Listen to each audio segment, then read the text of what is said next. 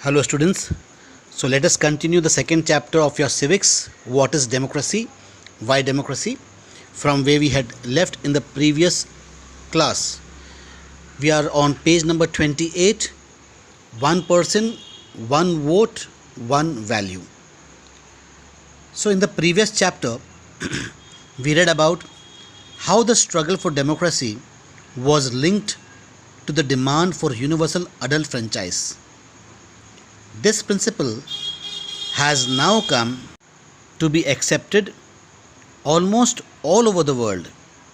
Yet, there are many instances of denial of equal right to vote. तो हमने जो पहले चैप्टर्स पढ़े हैं उसमें ये जाना है कि किस प्रकार से डेमोक्रेसी को यूनिवर्सल अडल्ट फ्रेंचाइजी के साथ जोड़कर देखा जाता है। तो लगभग पूरे वर्ल्ड में ये एक एक्सेप्टेड फैक्ट है कि आपको जो यूनिवर्सल जो राइट है, यूनिवर्सल जो वोट है, वह मिलना चाहिए। लेकिन फिर भी ऐसे कुछ देश है जहाँ पर इक्वल राइट टू वोट ये सभी के हक में नहीं है।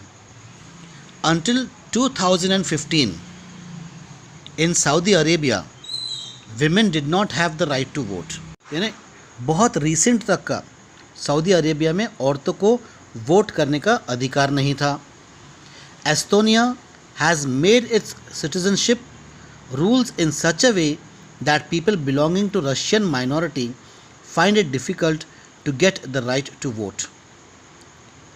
इन Fiji the electoral system is such that the vote of an indigenous Fiji has more value than that of an Indian Fijian. तो जापान में फ़िजी में देखो यहाँ पर जो वोटिंग सिस्टम है, जो ओरिजिनल फ़िजी है, जो ओरिजिनल नागरिक है फ़िजी का, उसके वोट को ज़्यादा मान्यता दी जाती है। और वहाँ पे जो माइग्रेटेड फ़िजियन है, जैसा इंडिया से माइग्रेट होके आए हैं, तो उनको काफ़ी उनके वोट को उतना मान्यता, उतना वेटेज नहीं मिलता। Democracy is based on a fundamental principle of political equality that gives us the third feature of democracy. तो थर्ड फीचर क्या है? पॉलिटिकल इक्वालिटी का। In a democracy each adult citizen must have one vote and each vote must have one value. तो ये पहले दो features क्या है? डेमोक्रेसी के पहले दो फीचर्स क्या है? पहला फीचर ये है कि in a democracy the final decision making power must rest with those elected by the people. ये अपना पहला प्रिंसिपल है। दूसरा प्रिंसिपल क्या है? और democracy must be based on a free and fair election with those currently in power have a fair chance of losing. और तीसरा फीचर जो है, in a democracy each adult citizen must have one vote and each vote must have one value। तो इस प्रकार से ये तीसरा जो फीचर है डेमोक्रेसी का, इसके बारे में हम चैप्टर 4 में और डिटेल में पढ़ेंगे। Read the cartoon, page number 29 आपके टेक्स्ट बुक में। उम्मीद करता हूँ कि आप टेक्स्ट बुक लेकर ये वीडियो वॉच कर रहे हैं। आप टेक्स्ट बुक के पेज नंबर 29 पे रीड द कार्टून, बहुत ही मज़ेदार कार्टून है। यहाँ पर कार्टून में क्या दिखाया है? This cartoon is about the Iraqi election held after Saddam Hussain regime was overthrown. Saddam Hussain कौन था? इराक का ये एक डिक्टेटर था, यानी ये अपनी मनमानी करता था। इसके बारे में कार्टून दिया गया है। He is shown behind the bars. What is the cartoonist saying here? Compare the message of this cartoon with the first cartoon in this chapter.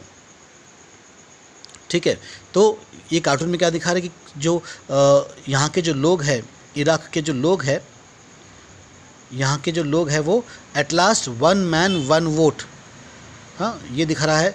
वो वोट करके आ रहे हैं, वोटिंग करके आ चुके हैं, और बाजू में ही सद्दाम हुसैन जो है जेल की खिड़की में से झांकते हुए देख रहा है। क्या कहता है? I liked it better when I was the one man and the one vote. तो ये कार्टून किस प्रकार से डिक्टेटरशिप के बारे में यहाँ पर बता रहा है।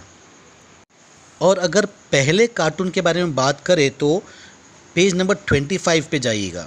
पेज नंबर 25 पे देखो डी और वो जो एम का सिंबल आप पहचानते ना कौन सा है, बहुत ही पॉपुलर सिंबल है मैकडोनल्ड्स का।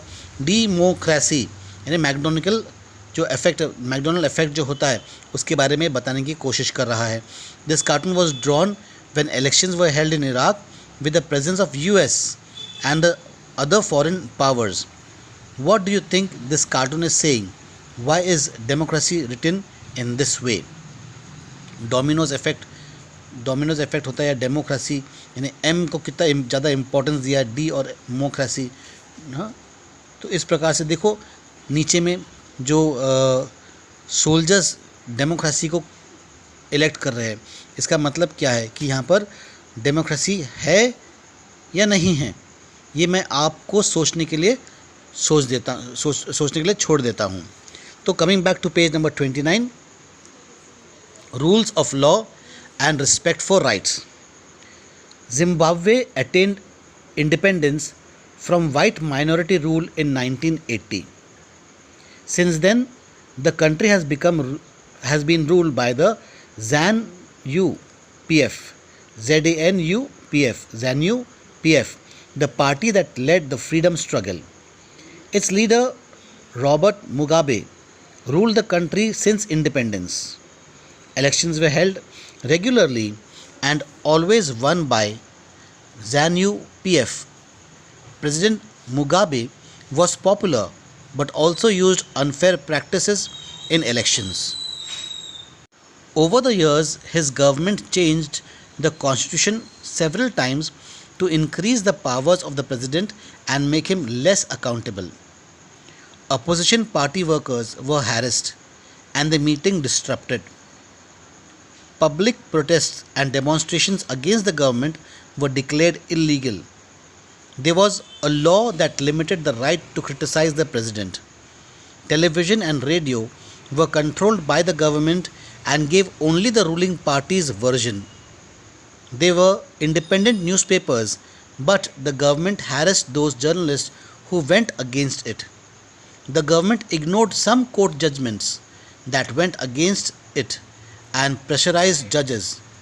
He was forced out of office in 2017.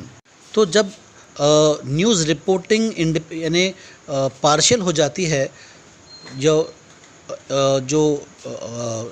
Media जो होती है, प्रिंट मीडिया हो, रेडियो से हो या टेलीविज़न मीडिया हो, ये जब केवल एक तरफ़ा खबर दिखाती है तो ये समझ लेना कि कहीं ना कहीं कुछ गड़बड़ है। सब कुछ सच नहीं दिखाया जा रहा है।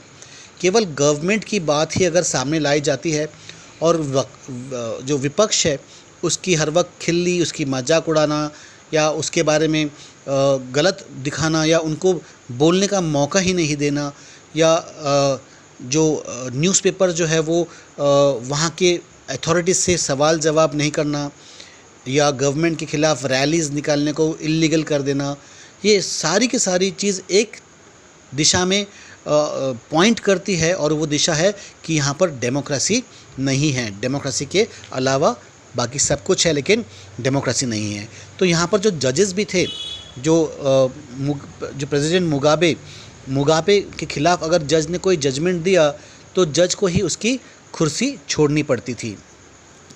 The example of Zimbabwe shows that popular approval of the rulers is necessary in a democracy, but it is not sufficient. Popular governments can be undemocratic, popular leader can be autocratic.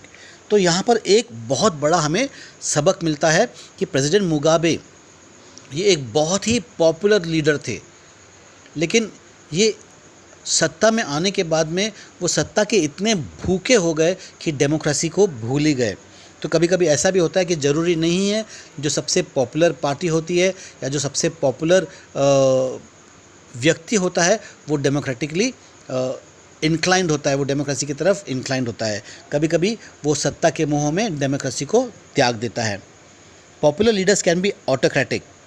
If we wish to assess a democracy, it is important to look at the elections, but it is equally important to look before and after the elections. There should be sufficient room for normal political activity, including political opposition in the period before elections. तो अगर वाकई में पता लगाना है कि इस देश में इलेक्शंस होते हैं तो ये क्या डेमोक्रेटिकली इलेक्टेड रिप्रेजेंटेटिव है, यहाँ पे डेमोक्रेसी ज़िंदा है या नहीं है।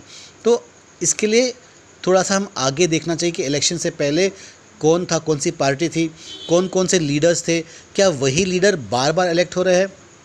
हो सकता है, ऐसा भी हो सकता है कि एक ही पार्टी बार बार इलेक्शंस जीत कर आ रही है, लेकिन अगर उस पार्टी के नेता बदलते जाए, अगर उस पार्टी के जो नेता है जो इलेक्शन लड़ते हैं अगर वह बदलते जाए, या फिर जो पार्टी जीत कर आई है एक कॉन्स्टिट्यूंसी से, उसके बदले में कोई और पार्टी जीत कर आई है, कोई और नेता जीत कर आया है, तो हम कह सकते हैं कि हाँ, यहाँ पर डेमोक्रेसी ज़िंदा है, क्योंकि यहाँ पे choice between the parties and choice between the representatives है।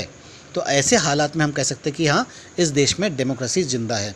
लेकिन अगर एक ही पार्टी बार बार 10 साल, 20 साल, 25 साल, 30 साल इलेक्शंस जीते आ रही है, इसका मतलब कहीं ना कहीं कुछ ना कुछ घोटाला हो रहा है, गड़बड़ हो रहा है। So there should be sufficient room for normal political activity including political opposition in the period before elections. This requires that the state should respect some basic rights of the citizen. They should be free to think, to have opinions, to express these in public, to form associations, to protest and take other political actions. Everyone should be equal in the eyes of law. तो इसका क्या मतलब निकलता है कि जो government है वो वहाँ के नागरिकों के बेसिक जो अधिकार है उसको सम्मान देना ज़रूरी है, और उनको खुले मन से सोचने का अवसर देना चाहिए, उनको अपने हिसाब से अपने नेता को चुनने का अधिकार देना चाहिए। Everyone should be equal in the eyes of law. These rights must be protected by an independent judiciary whose orders are obeyed by everyone. We shall read more about these rights in chapter 6. तो जैसे जैसे जो rights है आपके rights के बारे में कभी कोई चैप्टर 4 में डिटेल में पढ़ेंगे, कोई कुछ चैप्टर 6 में पढ़ेंगे, तो यहाँ पर आपको केवल डेमोक्रेसी से इंट्रोड्यूस किया जा रहा है कि आपके पास में क्या सिविल राइट्स है, आपके क्या फंडामेंटल राइट्स है, हाँ, और अगर वो फंडामेंटल राइट्स इन्फ्रिंज होता है तो आपने क्या करना चाहिए, किसको अप्रोच करना चाहिए, किस प्रकार से जुडिशरी जो है वो एग्जीक्यूटिव से अलग होना चाहिए।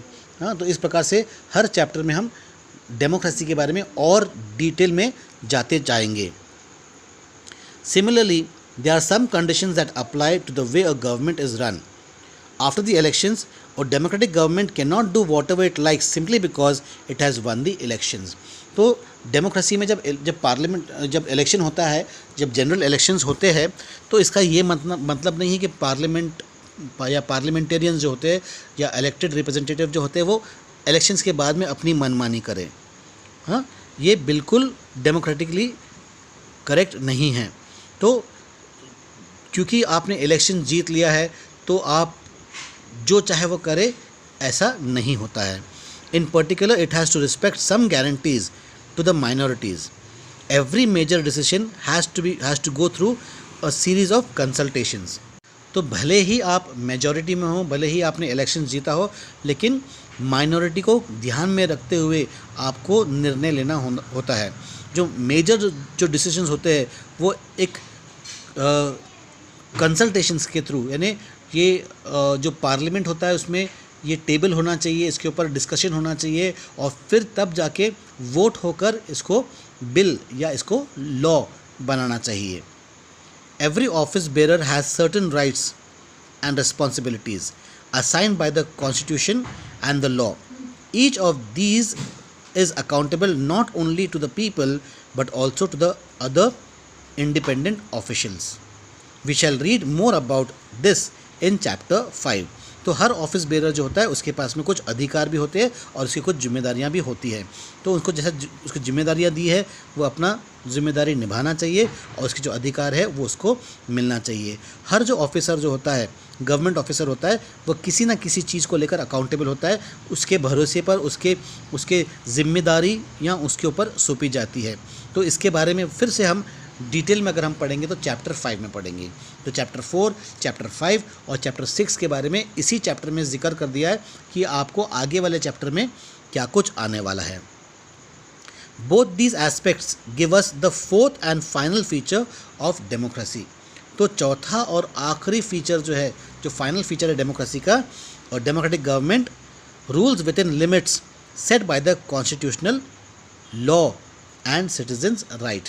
तो ये इसका चौथा और आखिरी फीचर है। जो पहला फीचर में, पहले फीचर के बारे में मैंने क्या बताया था, in a democracy the final decision making power must rest with those elected by the people. ये पहला फीचर है, ठीक है। दूसरा फीचर क्या था, a democracy must be based on a free and fair election way those currently in power have a fair chance of losing. ये democracy का दूसरा फीचर है। डेमोक्रेसी का तीसरा फीचर क्या है, in a democracy each adult citizen must have one vote and each vote must have one value.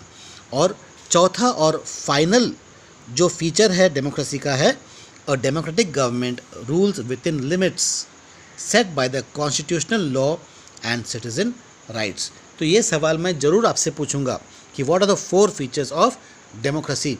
मैंने बार बार इसको दोहराया है, आप इसे नोट कर लीजिए। हो सकता है जब मैं आपका टेस्ट लूँ तो ये सवाल उस टेस्ट में ज़रूर शामिल होने की संभावना है। तो इस सवाल को कि what are the four features of democracy, या इसी प्रकार का कुछ सवाल होगा, और इन चारों फीचर के बारे में मैंने आपको बता दिया है। Summary definition.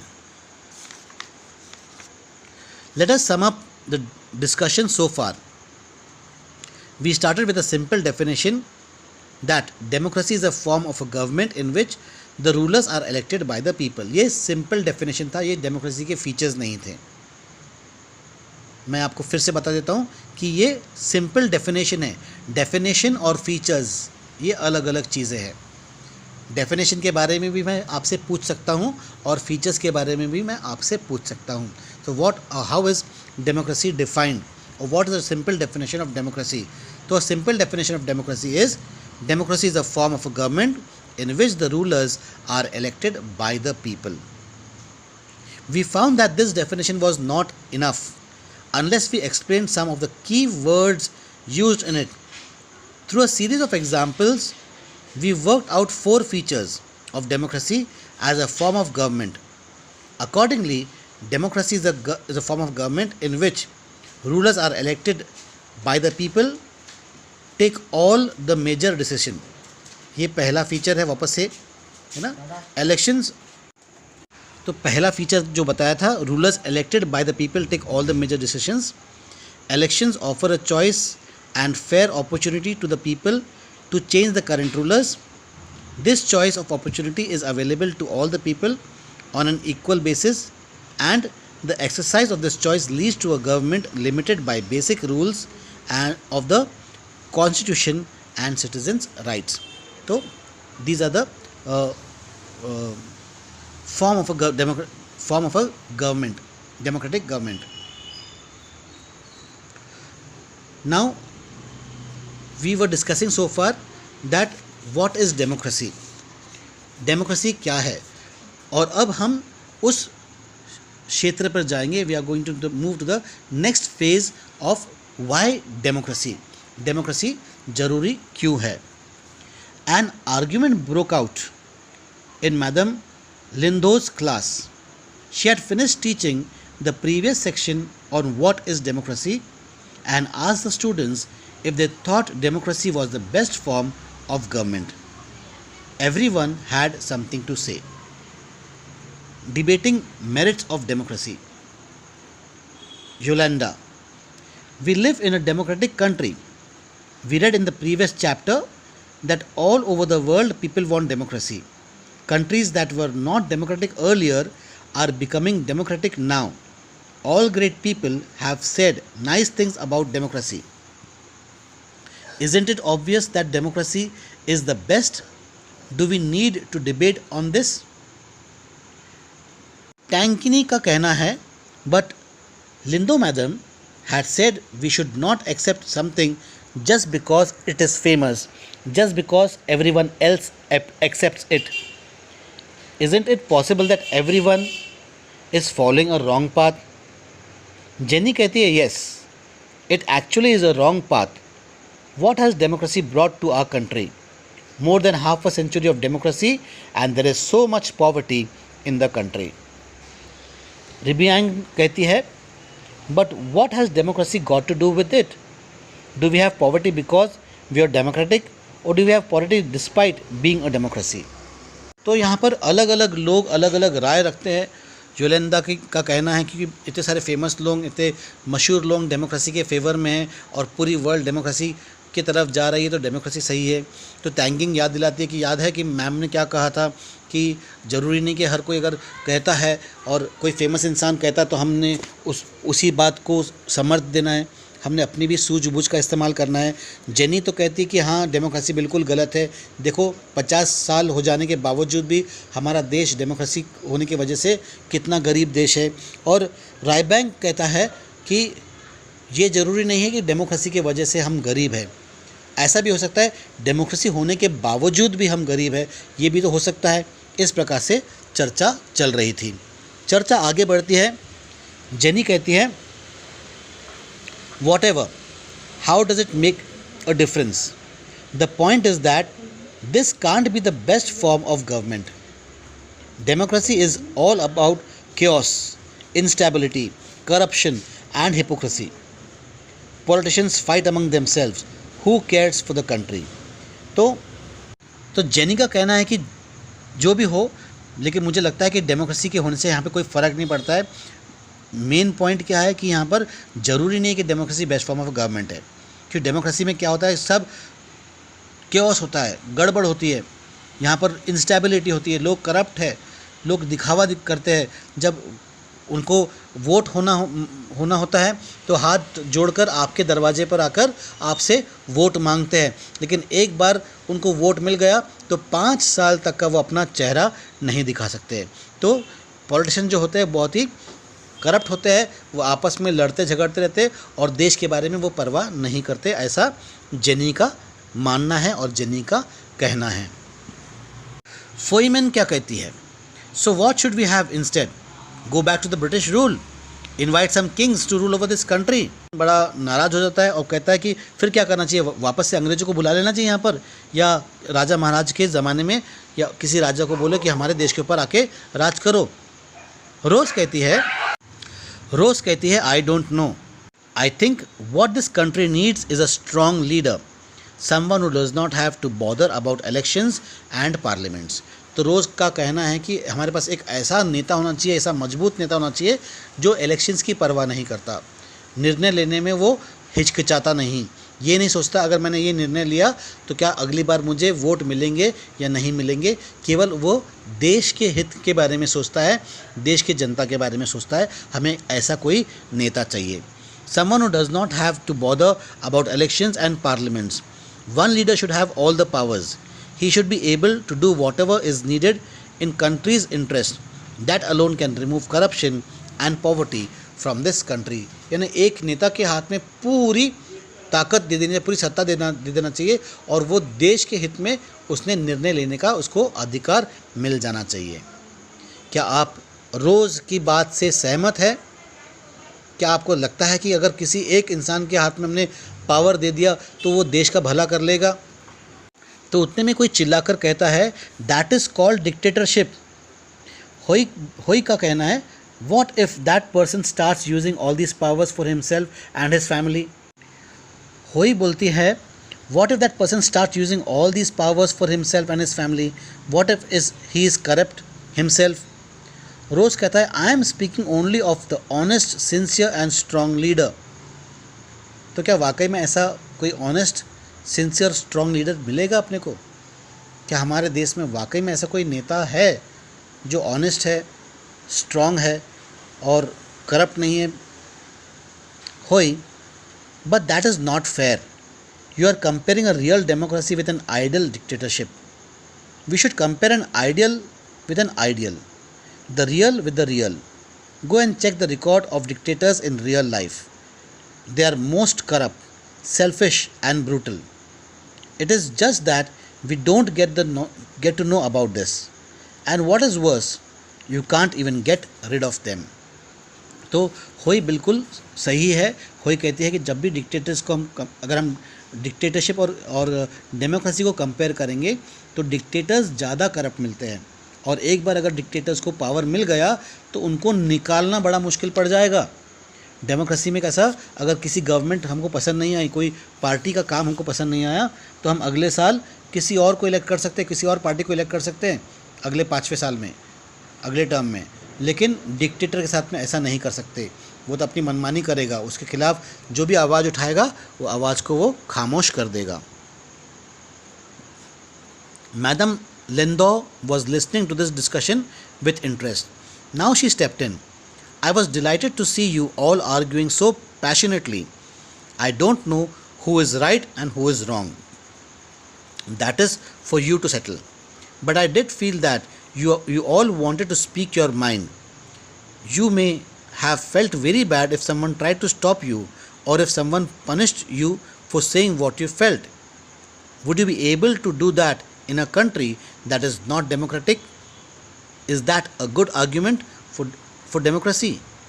तो मैडम लिंडो फिर एक सोचने के लिए एक आइटम बॉम्ब गिरा देती है कि देखो, आप इतने ज़ोर ज़ोर से डिस्कस कर रहे थे, शायद आपको बुरा भी लगा रहेगा कि आपके सोच से आपके फ्रेंड उनका सोच नहीं मिलता, लेकिन यहाँ पर आप ऐसा डिस्कस कर रहे हैं, आपको इतनी आज़ादी मिल गई डिस्कस करने के लिए, तो क्या ये नहीं है, एक प्रूफ नहीं है कि डेमोक्रेसी एक अच्छा गवर्नमेंट है?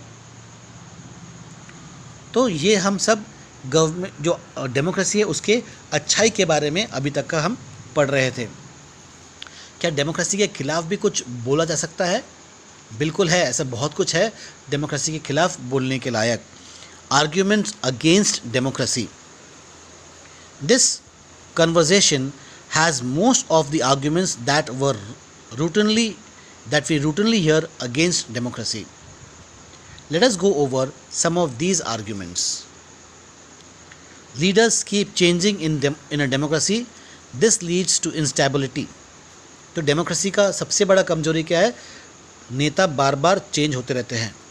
तो क्योंकि नेता चेंज होते रहते हैं तो क्या होता है, वह जो एक नेता होता है अगर वो बार बार इलेक्ट होता है, उसके मन में पता है कि मुझे कहाँ जाना है, कहाँ तक का पहुँचना है और किस रास्ते से जाना है, तो वो एक लक्ष्य बनाता है, एक प्लान बनाता है। और अगर ये दोबारा इलेक्ट होकर नहीं आता तो उसका लक्ष्य जो है वो अधूरा रह जाता है। और ये ज़रूरी नहीं है कि इसके बाद जो लीडर इलेक्ट होकर आता है वह वही सपना देखे और वही मार्ग पर चले। तो डेमोक्रेसी की ये एक बहुत बड़ी कमजोरी है। Democracy is all about political competition and power play. There is no scope for morality. तो डेमोक्रेसी में क्या इतनी कंपटीशन होने की वजह से क्या होता है कि लोग जो है अपनी मॉरल रिस्पॉन्सिबिलिटी भूल जाते हैं, और केवल पावर में रहने के लिए वो कुछ भी करने के लिए तैयार हो जाते हैं। So many people have to be consulted in a democracy that it leads to delays. जब इतने सारे लोगों को कंसल्ट करना पड़ता है, कोई भी कानून बनाने से पहले उसके ऊपर चर्चा होंगी, उसको पहले टेबल करेंगे, चर्चा करेंगे, डिबेट होगा, फिर वोट होगी, फिर उसमें अमेंडमेंट्स लाएंगे। तो इससे क्या होता है, काम बहुत स्लो चलता है, डिले बहुत ज़्यादा हो जाता है। Elected leaders do not know the best interest of the people, it leads to bad decisions. एक बार जो नेता इलेक्ट हो जाता है तो वो उसको पता नहीं है कि लोग उससे क्या चाहते हैं, और वो गलत निर्णय लेना चालू कर देता है। Democracy leads to corruption for it is based on electoral competition.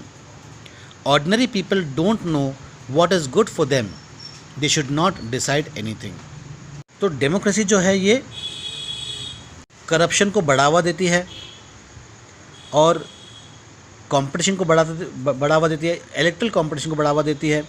और जो ऑर्डिनरी लोग जो होते हैं, जो आम इंसान होता है, जो आम आदमी होता है, उनको पता नहीं होता है कि उनके लिए अच्छा क्या है, और वो केवल जो पार्टी प्रोपेगेंडा करती है, जो पार्टी के अपना जो बढ़ावा दिखाती है, जो दूर से जो चेहरा देख लेती है, उसको ही सही मानकर वो उस पार्टी को इलेक्शन में जिताकर ला लेती है।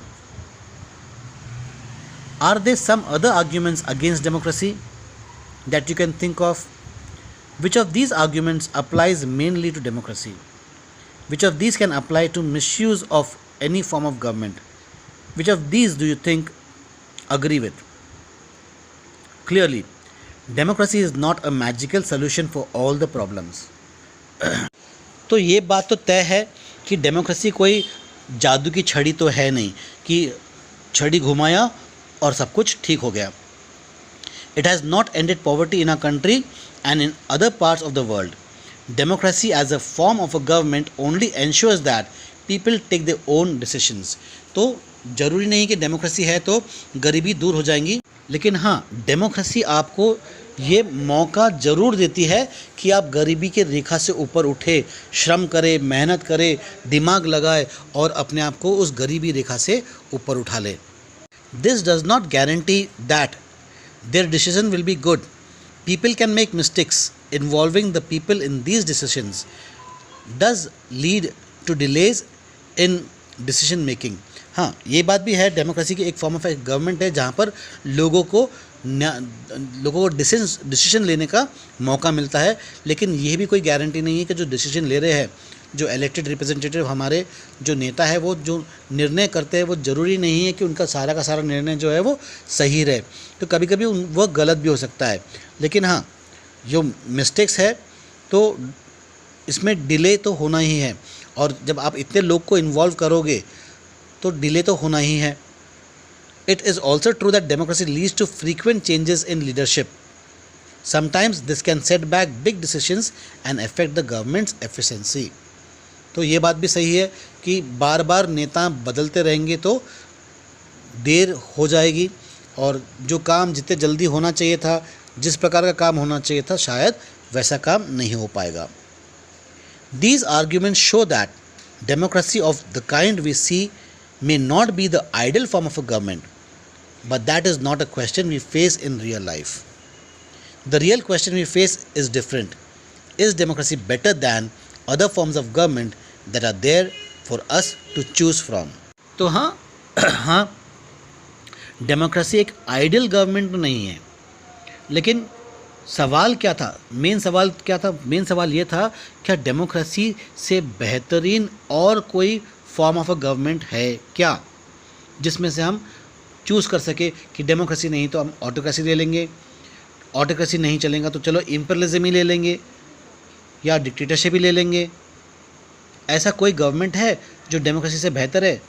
क्या आपको लगता है कि अगर अंग्रेज़ों को वापस से हम बोलेंगे आओ हमारे देश को राज करो तो हम खुश हो जाएंगे, हमारी तरक्की हो जाएगी? या हमने हमारे प्रधानमंत्री को पूरा पावर दे दिया और कहा कि आने वाले 10-20 साल तक का आप ही प्रधानमंत्री बन के रहो, आपको जो निर्णय लेना है वही लो? क्या ये भी सही होगा? या फिर किसी डिक्टेटर के हाथ में हमारे देश को दे दे, ये सही होगा? मिलिट्री रूल ला दे, ये सही होगा? मुझे नहीं लगता कि ये जो तीनों जो चॉइस मैंने आपको बताया, ये तीनों चॉइस में से कोई भी चॉइस सही होगा. जिस प्रकार से इलेक्शंस चल रहे हैं, जिस प्रकार से सरकार चल रही है, वैसा ही चलने देना चाहिए. लेकिन हाँ, सरकार को चौकन्ना रहना बहुत ज़रूरी है, और चौकन्ना हम नागरिक उनको चौकन्ना कर सकते हैं. हम जो नाकामयाब नेता है उनको नकार कर, उनको इलेक्शन में हरा कर किसी अच्छे नेता को चुनकर लाना चाहिए. Arguments for democracy. Arguments in favor of democracy. China's famine of 1958 to 1961 was the worst recorded famine in the world history. Nearly 3 crore people died in this famine. During those days, India's economic condition was not much better than China. Yet, India did not have a famine of the kind China had. तो देखो, China की हम बहुत तारीफ़ करते हैं कि China एक कम्युनिस्ट पार्टी रहने के बाद इंडिया से आगे निकल गया. लेकिन चाइना के इतिहास में भी झांक कर देखना बहुत ज़रूरी है कि चाइना के इतिहास में क्या हुआ था. 1958 से लेकर 1961 में यहाँ पर एक प्रकार का अकाल छा गया था, और इसमें देखो कितने सारे लोग मारे गए थे. 3 करोड़ लोग भूख के वजह से तड़प तड़प कर मर गए. उस वक़्त इंडिया भी गरीब देश था, इंडिया के पास भी इतना पैसा नहीं था, लेकिन इंडिया ने इस समय को बराबर निकाल लिया, क्योंकि यहाँ पर डेमोक्रेसी थी। यहाँ पर जो सरकार थी, सरकार ने लोगों का ख्याल रखा, उनके लिए राशन कार्ड बनवाए और राशन पे सस्ते दामों पर अनाज अपने गोडाउन से निकाल कर राशन पर लेकर आए, जो चाइना नहीं कर रहा था। चाइना ने सब अनाज जो है वो अपने गोडाउन में और अपने लोगों में ही बांटा है। इस प्रकार से डेमोक्रेसी जो है वो कम्युनिस्ट पार्टी से, कम्युनिस्ट चाइना से तो अच्छा ही साबित हुई। During those days India's economy या economic condition was not much better than China, yet India did not have a famine of that kind China had. Economists think that this was a result of a different government policy in the two countries. The existence of democracy in India made the Indian government respond to food scarcity in a way that Chinese government did not. They point out that no large-scale famine has ever taken place in an independent and democratic country. If China too had multi-party elections, an opposition party and a press free to criticize the government, then so many people may not have died in the famine. तो China में भी अगर India की तरह एक independent press होता जो government की नाकामयाबी को पेपर में छापता, तो शायद इतनी मौतें नहीं होती। This example brings out one of the reasons why democracy is considered the best form of a government. Democracy is better than any other form of government in responding to the needs of the people. A non-democratic government may and can respond to the people's needs, but it all depends on the wishes of the people who rule. तो non democratic government भी लोगों के हित में काम कर सकती है, लेकिन डिपेंड करता है कि गवर्नमेंट कैसी है, क्या वो अपने लोगों की हित चाहती है या नहीं चाहती है, कि बस अपने जेबें भरने में मशरूफ़ है। A non-democratic government may and can respond to the people's need, but it all depends on the wishes of the people who rule. If the rulers don't want to, they don't have to act according to the wishes of the people. A democracy requires that the rulers have to attend to the needs of the people. A democratic government is a better government because it is a more accountable form of a government. तो किस वजह से democratic government बेहतरीन है? क्योंकि ये एक accountable government है। अगर ये अपने लोगों के हित में काम नहीं करती है तो इसके ऊपर दोष लगाया जा सकता है कि ये एक नाकारी गवर्नमेंट है, एक नाकामयाब गवर्नमेंट है, और हर वक्त इसके ऊपर ये धब्बा लगा हुआ रहेगा और इसे अगले इलेक्शन में हराकर किसी नए सरकार को, किसी नई पार्टी को देश की जिम्मेदारी सौंप दी जाएंगी।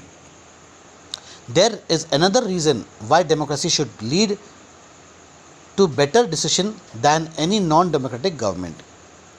Democracy is based on consultation and decision. A democratic decision always involves many persons, discussions and meetings.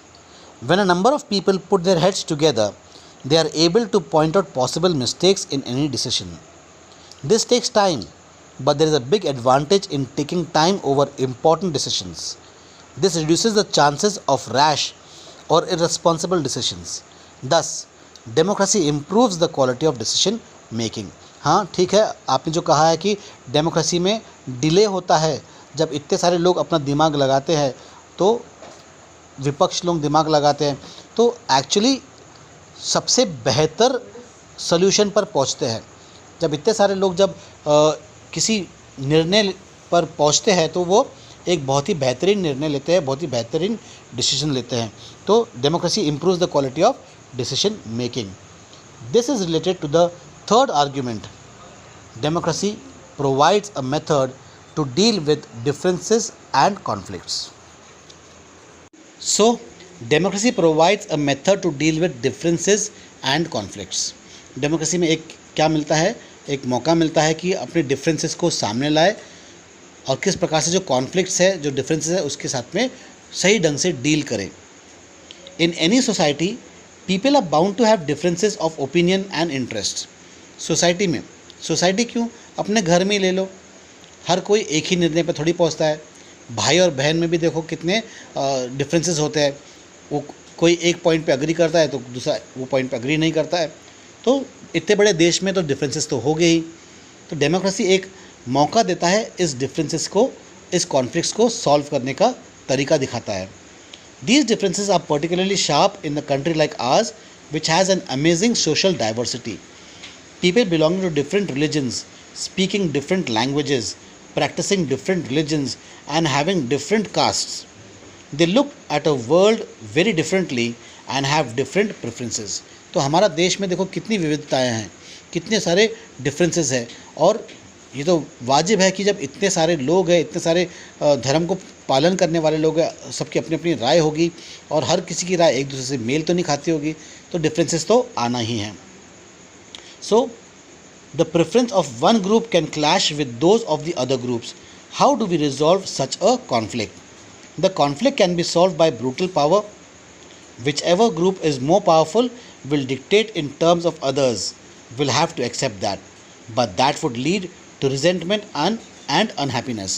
तो फिर अगर ऐसा डिफरेंसेस आते हैं तो नेचुरली इन ग्रुप में से कोई ना कोई एक ग्रुप जो होगा मेजॉरिटी में रहेगा, ज़्यादा पावरफुल रहेगा और हो सकता है कि ये अपना दबाव बाकी ग्रुप के ऊपर डाल दे. लेकिन अगर ऐसा होगा तो श्रीलंका वाला जो सिचुएशन वैसा आ जाएगा. यहाँ पे सिविल वॉर होने के चांसेस हो जाएंगे, कॉन्फ्लिक्ट्स होने के चांसेस हो जाएंगे. आप विपक्ष को नाराज़ कर दोगे, आप जो माइनॉरिटीज़ है उनको नाराज़ कर दोगे. Different groups may not be able to live together for long in such a way. Democracy provides the only peaceful solution to this problem. तो क्या हो जाएगा, फिर देश को बांटने का नौबत आ जाएगी. तो इससे बचाने के लिए सबसे बेस्ट क्या होता है कि डेमोक्रेसी जो फॉर्म ऑफ अ गवर्नमेंट है, अगर आप किसी सरकार के निर्णय से खुश नहीं है तो अगले इलेक्शन में उसको वोट ना दो. देश को विभाजित करने की ज़रूरत नहीं पड़ेगी, आप नई सरकार लेकर आ जाओ. अगर आप इसी सरकार से खुश है तो इसे दोबारा मौका दो, इसे अपना काम को आगे बढ़ाने दो. इस प्रकार से डेमोक्रेसी एक बहुत ही बेहतरीन सरकार बन जाती है. No one is a permanent loser. Different groups can live with one another peacefully. In a diverse country like India, democracy keeps our country together. These three arguments were about the effects of democracy on the quality of government and social life. But the strongest argument for democracy is not about what democracy does to the government. It is about what democracy does to the citizen. Even if democracy does not bring about better decisions and accountable government, it is still better than other forms of government. Democracy enhances the dignity of citizens. तो democracy में नागरिकों के हित में democracy जाती है. आपको यहाँ पे मान और सम्मान मिलता है. डेमोक्रेसी में आप जो चाहे कर सकते हैं, आप जो चाहे प्रोफेशन में जा सकते हैं. आपको किसी के सामने झुकने की आवश्यकता नहीं पड़ जाती है. आप अगर चाहे तो उसको झुककर प्रणाम करें, ना चाहे तो दूर से टाटा गुड बाय भी कर सकते हैं. लेकिन ऑटोक्रेसी में, डिक्टेटरशिप में आपने ऐसा किया तो आपको या तो जेल हो जाएंगी या आप खुदा को प्यारे हो जाओगे. As we discuss above, democracy is based on the principle of political equality, of recognising that poorest and the least educated has the same status as the rich and the educated. People are not subject to a ruler. They are the rulers themselves. Even when they make mistakes, they are responsible for their conduct. Finally, democracy is better than other forms of government because it allows us to correct its own mistakes. तो democracy का सबसे बेहतरीन फंडा क्या है कि अगर हमने गलती की है तो हमें गलती सुधारने का मौका भी दिया जाता है. As we saw above, there is no guarantee that mistakes cannot be made in democracy. No form of government can guarantee that. The advantage in a democracy is that such mistakes cannot be hidden for long. There is a space for public discussion on these mistakes and there is a room for correction. Either the ruler has to change their decision or the rulers can be changed. This cannot happen in a non-democratic government. तो यहाँ पर अगर कोई गलती करता है तो गलती सुधारने का मौका दिया जाता है सरकार को. अगर सरकार ने गलती सुधार दी तो वेल एंड गुड, अगर नहीं सुधारी तो सरकार को चेंज कर दो. तो डेमोक्रेसी में हम ऐसा कर सकते हैं, लेकिन डिक्टेटरशिप में हम ऐसा नहीं कर सकते. Let us sum it up. Democracy can not get us everything and is not the solution to all problems, but it is clearly better than any other alternative that we know. It offers better chances of a good decision. It is likely to respect people's own wishes and allows different kinds of people to live together. Even when it fails to do some of these things, it allows a way of correcting its mistakes and offers more dignity to all citizens. That is why democracy is considered the best form of a government. तो अब आज हम यहाँ पर ही रुकते हैं. इस chapter के बाकी का जो शेष भाग बचा है वो अगले क्लास में हम कंटिन्यू करेंगे.